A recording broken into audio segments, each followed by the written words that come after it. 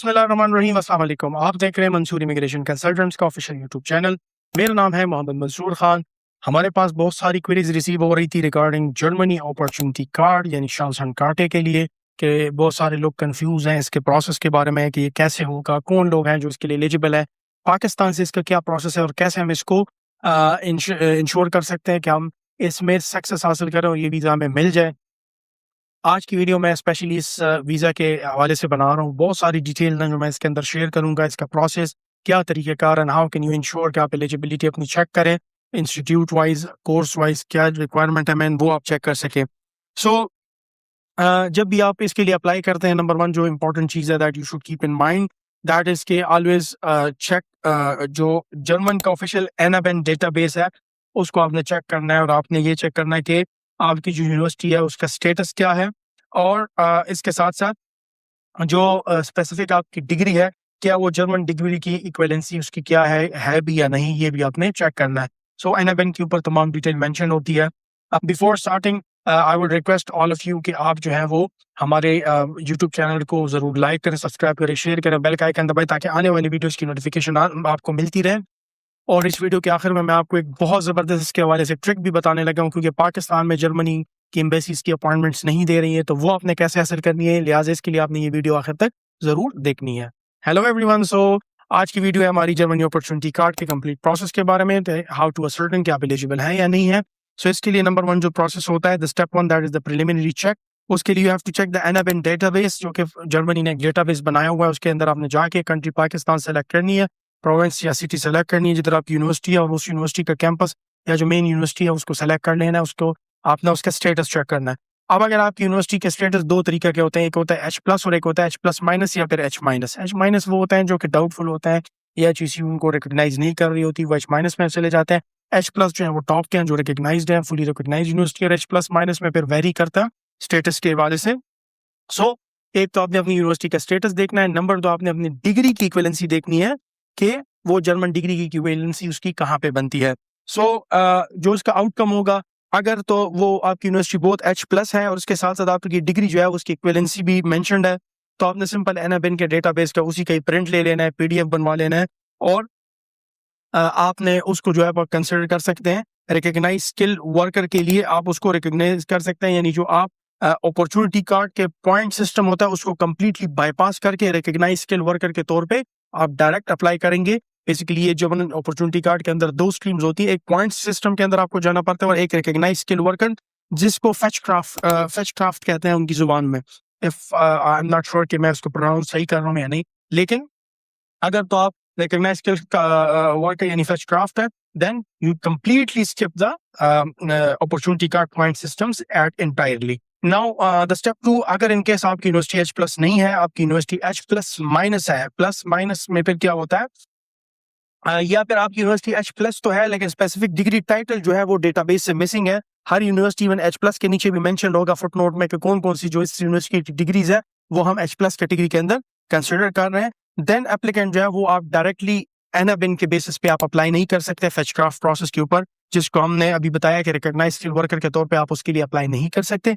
Then you have to go through the formal application process, और उसके लिए फिर ये होगा कि आपने एक एप्लीकेशन देनी है ZAB को, ZAB, ठीक है, और ये शायद मैं प्रोनाउंस ना कर पाऊँ, बड़ा मुश्किल सा नाम है जर्मन लैंग्वेज में। और इस इदारे से आपने बेसिकली स्टेटमेंट ऑफ कंपेरेबिलिटी लेनी होती है कि मुझे बताएं कि मेरी जो एजुकेशन है वो जर्मनी में किस इक्विवेलेंसी किसके बराबर है। इक्विवेलेंसी सर्टिफिकेट आप कह रहे हैं बेसिकली इक्विवेलेंसी सर्टिफिकेट है।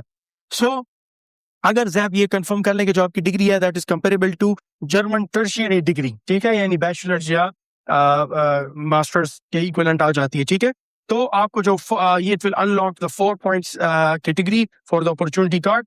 और इवन अगर वो आपको जो फेच क्राफ्ट या स्किल वर्कर का स्टेटस है वो ना भी ग्रांट करें, then it will still unlock the point system. फिर आपने पॉइंट सिस्टम के थ्रू आना है और अप्लाई करना है। Now coming to the second part of this video, that is very important. बहुत सारे लोग ये सवाल पूछते हैं, हालांकि आप एनाबिन के वेबसाइट पे जाके खुद चेक भी कर सकते हैं।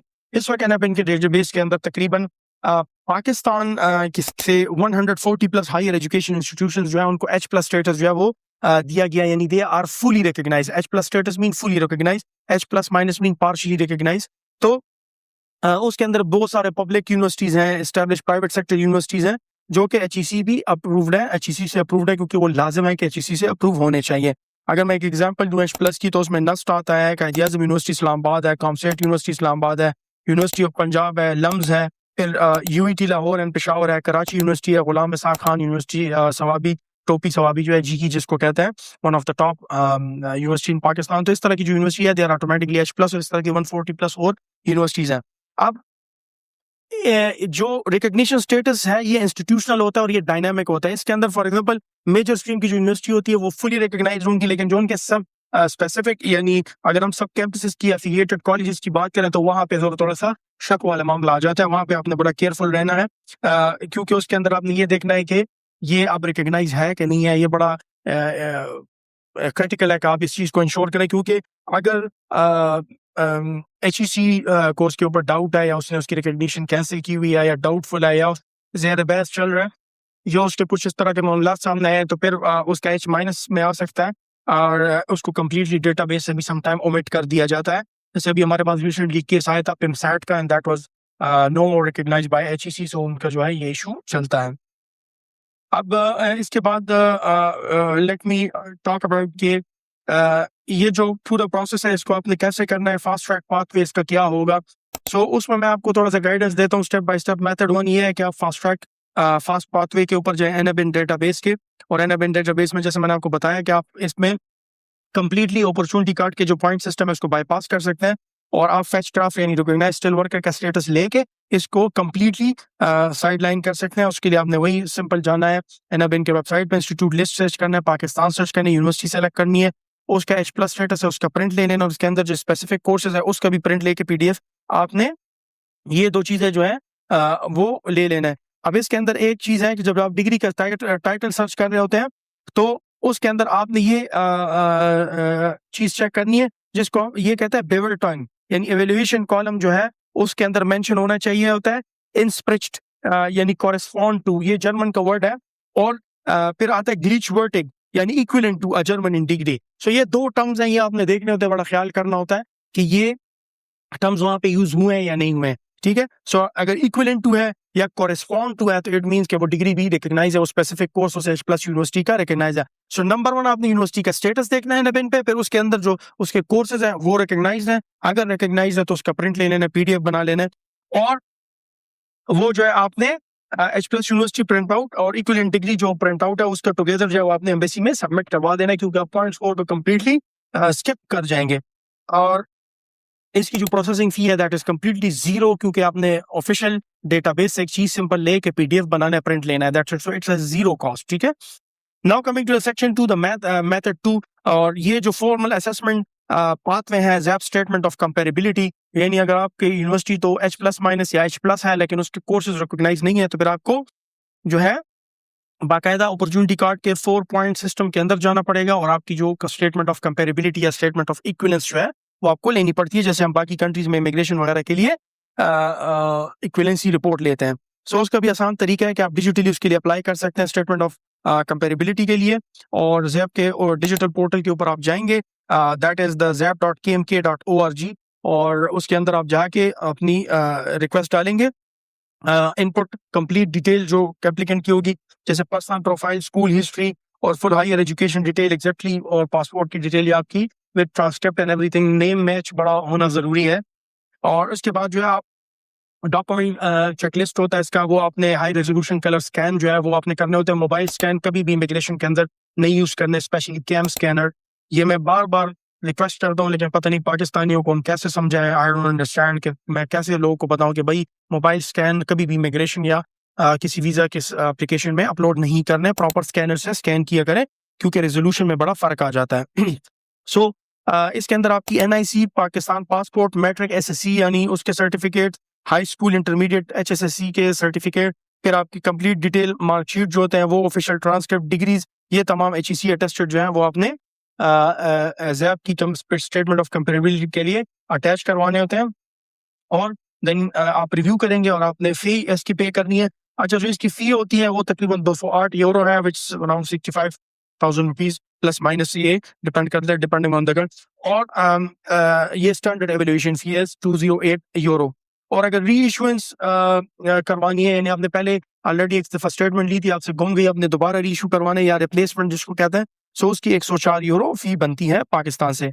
So this is a simple method. ये 2 स्टेप या 2 मेथड सिस्टम है कि आपने जब जर्मनी अपॉर्चुनिटी कार्ड के लिए अप्लाई करना है, सो देयर आर 2 वेज, और इन दोनों तरीकेकार को आपने फॉलो करना होगा इंशाल्लाह। अब मैंने स्वीडन जॉब सीकर के साथ साथ जर्मनी अपॉर्चुनिटी कार्ड्स की भी प्रॉपर यहाँ पे एप्लीकेशन स्टार्ट करवा दी है। वाहिद कंपनी पाकिस्तान में जो visit visa, study visa, work visa, हर वीजा की हम आपको रिफंड की, कंसल्टेंसी फी की रिफंड की गारंटी देते हैं और इतनी छोटी से आपका काम करते हैं। अब एक चीज याद रखिए, अगर आपने MS MPhil या PhD की है तो फिर तो आपके लिए बेस्ट रूट की है कि आप डायरेक्ट अप्लाई ना करें जर्मनी के लिए, बिकॉज आपको ब्लॉक अकाउंट चाहिए होगा। Simple way out is Sweden job seeker visa, ना जॉब ऑफर ना ब्लॉक अकाउंट, कुछ भी नहीं।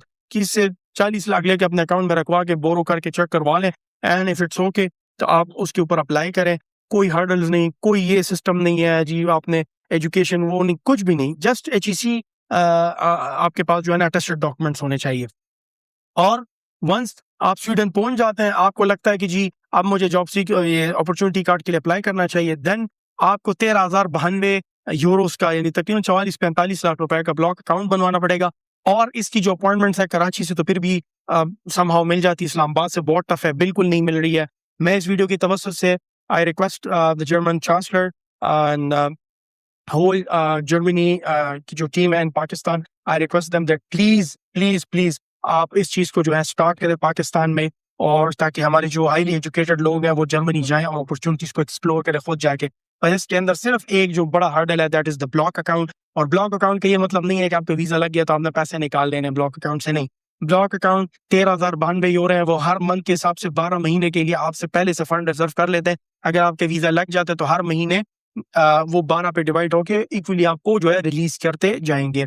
और इसके साथ साथ जर्मनी का सिर्फ एक ही और एक्स्ट्रा फायदा है कि आप उसके साथ जॉब कर सकते हैं, लेकिन स्वीडन आपको बहुत डोर्स ओपन कर लेते हैं। इवन आप स्वीडन में रह के जर्मनी की अपॉइंटमेंट ले सकते हैं। तो अगर आपने MS MPhil PhD की है फिर तो आप बिल्कुल भी डायरेक्ट अपॉर्चुनिटी कार्ड पे ना जाएं, आप स्वीडन जॉब सीकर पे जाएं, वहां से अपॉइंटमेंट लें और फिर जर्मनी जाए। That is much much much easier for you rather than कि आप जो डायरेक्ट अपॉर्चुनिटी कार्ड के लिए अप्लाई करें, ब्लॉक अकाउंट बनाए, पैसे भी बंद कर दें, आपको आखिर में अपॉइंटमेंट भी ना मिले। So we also arrange post approval services in Sweden। इंशाल्लाह हम अपना एक ऑफिस भी वहाँ पे एस्टेब्लिश करने जा रहे हैं जिसमें हम आपको तमाम स्वीडन के अंदर पोस्ट अप्रूवल सर्विसेज प्रोवाइड करेंगे और आपके लिए शेंजन के सारे डोर जो है वो ओपन हो जाएंगे। So educated people, Mansoori consultants is the right consultant for you.